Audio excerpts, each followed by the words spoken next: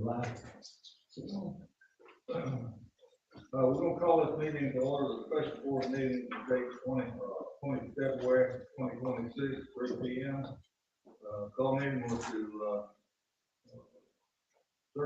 pre-certification and certification. But before we get there, we want to have some public comment. Either one of you have any public comment? Yes, I would be very interested in the status of the website update and where we are with adopting the agenda software that Vice Chair Ellington has been encouraging us to do. If we have an update, that would be very much appreciated. And I would also like to comment that it was very gratifying to see the up-to-date election information up there on the website for voters. In other words, the current runoff election, that was really great. So whoever gets the praise for that, thank you very much. It was very important to see that up. But again, the agenda software is really important because of the need for people to understand what decisions were made, the minutes in particular, and there are still huge gaps in the board meeting minutes in the agenda. So that's why it's interesting to know where we are in getting that updated. Is that it? All right, so first order of business is the pre-certification for the February 17th, 2026 special runoff from Senate District, State Senate District 18. What did you do on that? Look at what you've given us so far. Sure. I think last time we didn't actually take any action on pre-certification, just look through. We had a couple of spoiled ballots and some of them had to be re-put back through the bad. So a few one-off issues, but nothing worth writing home about. Well, I haven't seen anything. We have any problems with not everybody just not be able to vote in the wrong district? No, yeah, we had a few provisionals in the wrong precinct. Easily worked out. Anyone else have anything that they would want to discuss at this time in pre-certification? Or, entertain a motion to accept pre-certification as presented. I'll move. All in favor? Aye. Any opposed? Pre-certification has been approved. Certification of February 17th, 2026 special runoff Senate District 18 for certification of the vote itself. Move to certify. Second, Second, do we have any discussion? just a quick question for Mr. Gillen. Do we have any outstanding provisional ballots or UOCAVA ballots that might come in? They do combos and all the provisionals have been accounted for. There were two. How many was it? Two provisionals. I seen two, and that's the reason I was about the same two. Anything else? No further discussion? Call for the question. All in favor say aye. Aye. Any opposed? Like sign. Motion is unanimous. Certification is approved for the February 17th, 2026 election. All right. Mr. Chairman, you know I can't let us get out there quite this quickly. I just have a couple questions, Mr. Gillen. One, we talked about getting combos right for commission district. I know that you've jumped through some hoops and used some new tools for that. Are you confident at this point that you've got it right? I'm very confident for county commission.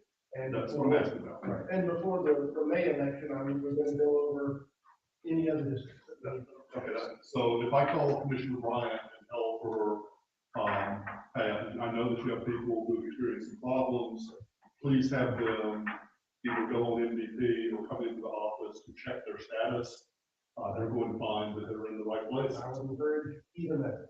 Okay, and so if it's fine for us to just encourage folks to come by here and check. Oh, yeah. I'm happy to have them do it online too, but I know that for people who might think they're in one district and they're in another, having that personal touch, be able to show them on the map, here's where you are, here's where the district line is, that may help with the cost. So if they see a number that doesn't look right, they can come in and us, I'll show them the maps that we had, that we were getting. So, And where are we on, piggybacking on Macon-Bibb agenda software? I keep, Hang on one second, explain what's off the, Basically, it's what the Macon-Bibb Commission uses to, post its agenda and related documentation. you come out for our agenda. Yes. right, I'll ask about another software too. the clerk, commission, Jen Cross, she's in charge of that software. She was reaching out to me when they were looking at ways to get us in on that. I've not heard from her recently. I will remind her of Monday.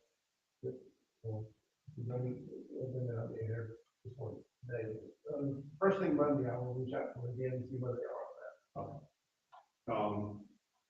And we've got the new copy of the bylaws, with updates in there, that we could have those posted on the website somewhere. I think that would be something that we could easily point, citizens to. And, of course, we've got the sample ballot now for the March 17th election, and that should be available to voters ASAP. And other, we have 6 candidates. Yeah. With a lot. So that'll almost certainly go ahead. Most certainly.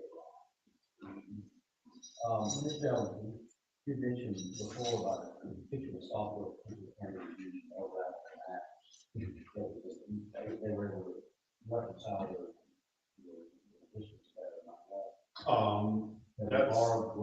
It was Hall County, I believe, that you were working with, Mr. Taylor. So I have not laid eyes on that software personally. I've heard tell of it secondhand. why wouldn't every county have access? Could be, some may well, if I just have a connection with Hall County. It's probably a matter of training as well.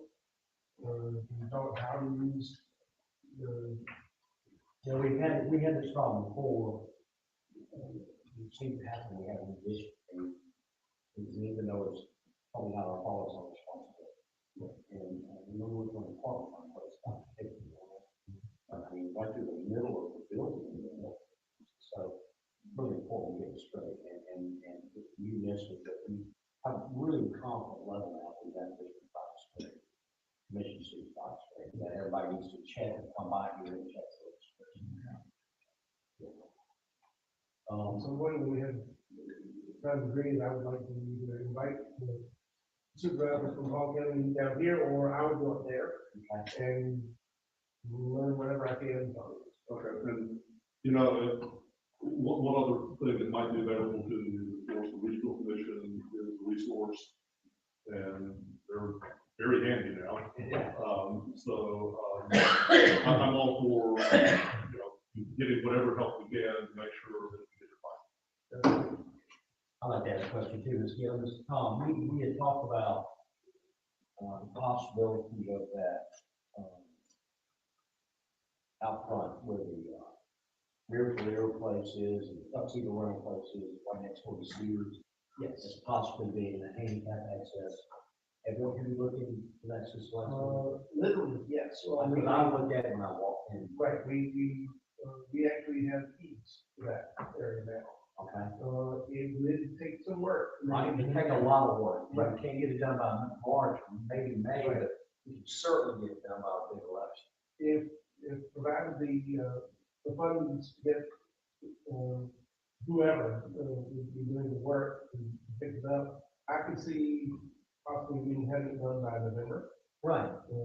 We'll need to get an estimate on what that costs to provide. But how do we keep it from losing any momentum? I mean, is anybody following? I just want to make sure that happens. It's so important. It's such a walk. We've said this before. If we could let the elderly and handicapped vote right there, it's magnificent. That would be fine then with me. I want to get an estimate from, I guess, the facility maintenance on what it would cost to bring it up to our needs. Then, hopefully in time for us to put that money into our budget request. I think we're going to go a little bit quicker than that. contact the mayor's office and tell them that. I think I will. I agree. Thank you. I'll be contacting the mayor, that's what, I think that's the way to do it. And, Appreciate it. and I think that everybody, if that's okay with everybody. I just think it's that important. That we need that, I agree. Thank you. If you don't mind, Mr. Chairman, if I may. Thank you. Okay, and, okay.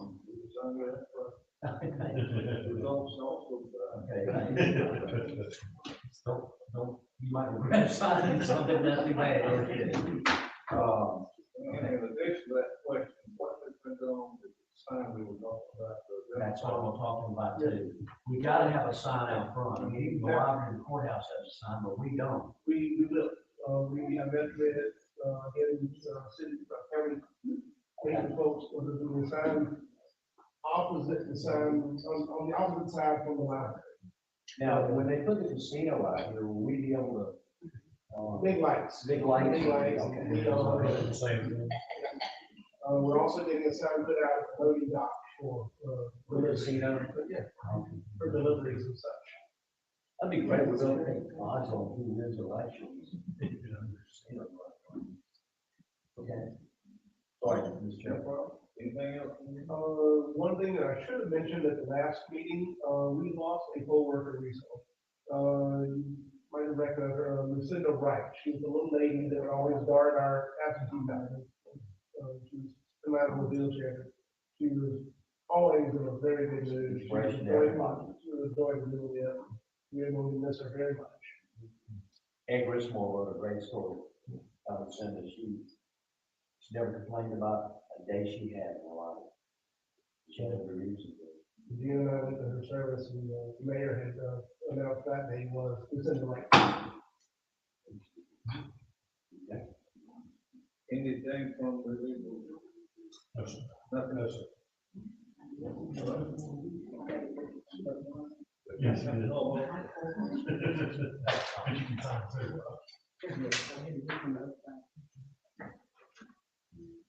Anything else?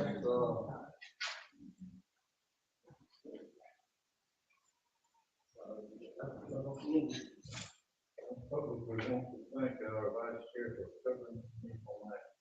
After the last meeting, all meetings. What I'm saying. Again.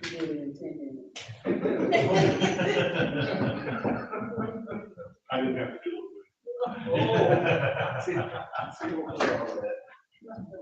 Anything else? If you're gonna do public comments, We have them once on here, but we can take them more. we do, because I think it's. Okay, we'll take, the public comment again, but I don't think there for that. Now, Yes, ma'am. okay, I appreciate it. And I got a chance to catch my breath coming in, but I apologize for being late. I was trying to get here as much on time as I could. But I wanted to ask a couple of things. At the last meeting, I mentioned the accessibility, and that is a serious problem. I'm just hearing it all over. And the other thing is the places that people are to vote, their voting places. I have here the My Voter page. I did this for a lady who called me and said, she's a nurse.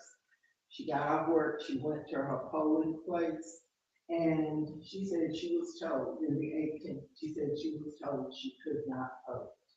I've run her My Voter page, got her permission and all of her information. And I'd like to share this with you because it does show that she is registered in the 18th senatorial district, and she should have been allowed to vote. Now, if there was a problem with the location or whatever, I don't know. But I think this is worth kind of investigating to see what happened with her, since she was just very, very upset. And she said that a bunch of her neighbors, this is, what is the address? It's in Commission, Water Board District 3, it's on Fawn Court, 31216, no, 31210. And she says that there were a number of her neighbors that were there too, and they were just fit to be tied because they came to vote and You they, spell the name of the street, please. FAWN on court. And she did not mind me turning this information over because she's just that concerned. What I submitted to, okay, so, and she is looking to hear, but I'm telling you, I'm just hearing more and more and more. And I want elections to be open to everybody, and I know you do as well. But I think you've got to become a little bit more aggressive and pushing and making sure this happens. And not in November. May is a big election. There are a bunch of races that are on the ballot. And I guess from a personal standpoint, I'm gonna be on there too. So, you know, I guess that's a selfish interest. But anybody who's registered a certain place ought to be able to know where they go. And I think it's your responsibility, and you've addressed it a number of times, but I think it's time now to really become aggressive, hands-on, on getting these, people where they need to go. And restore that confidence, because it's too many people that are not where they need to be. You know, excuse me, and there shouldn't be a question. It shouldn't be a question. When you go vote, done deal. And so I would just like to ask you to do that. One last thing, I wanted to ask how the folks were notified that their polling place had changed. Valuable, first, valuable efforts would be involved with this election. We sent out letters and we're sending out voter cards. You send letters and voter cards. Yeah, we sent out the letters and the state will send out. The state sends out those white vote. Right. Okay, we were sure that all that was done. Yes, we using state publishing that the rest of the county is. And we send it out this day or two ago. A day or two ago. So we moved from Bible from First Christian Church to Bible. So there was no voting at that one for the 18th. No, only for March. I still think that's confusing for people. Some people getting stuff. I just think things gotta be done timely. I know it rushes you. I know you've got plenty to do. I know you don't have all the staff you need, but this voting is so very important. And I repeat, it's your main responsibility to facilitate it and make sure people are voting in the right place. I just think you need to double up on what you're doing, on your efforts. And I know there are voter service groups that would be willing to do whatever we can from a PR standpoint or whatever you deem that we can help you with. I've been working with voter registration, I think now for 50 years. It's a long time. That sounds so old, doesn't it? For 50 years. And over this time, I've never seen as many people out of place. And so thank you for letting me share that. Well, I just, since you've given this opportunity, at the last meeting, I did, ask the board to consider addressing the, ADA accessibility problem, you know, that long walk that is hard for a lot of people, even myself when I'm not feeling good. And I consider myself in the senior citizen group too. But I asked that you consider asking some of the current election day precincts to maybe step up when the early voting precincts may not be available, the regular ones like the Lucas Center and the when they have something else planned, and where we got so many elections this year, if any of them would be available to step up and offer their place for early voting, where they're just a normal precinct, so we know they're already set up for the equipment and whatever. And maybe some of them would be able to step up when one of those is not available. So I'm just asking for consideration, asking. They may say no, but they may say yeah. We love you. You don't know who it is. What else? I would like to pick up on a comment that I also made last time, which was to ask if the board was going to consider discussion on a rule to mandate one weekend day for voting during runoffs, which is not currently the case. And I'm just following up on that suggestion as to whether this is something that you could do, because again, if Monroe County can do that and get their software, their programming software in time to have a rule, then the question is, can we get that moving at the state level to get the software on time so that we can also afford one weekend day of early voting during runoffs? Because it's only 5 days. It's only 5 days for a runoff, and the fewer opportunities people have, the fewer people will be voting. I think logistics on this one prevented us having that. So the time frame, so I understand where you're coming from. They tell us, we don't tell them. They tell us. So I don't know if they'll be able to do that without, somebody there instructing them to do so. I don't know what they are having to do to set up, but it comes to a tight schedule sometimes. Okay, anyone else have any comments? I'll entertain a motion. I move. A motion and a second. All in favor? Aye. Any opposed? We're adjourned. See you next week. Seems like next week we have a- We're all gonna be down there.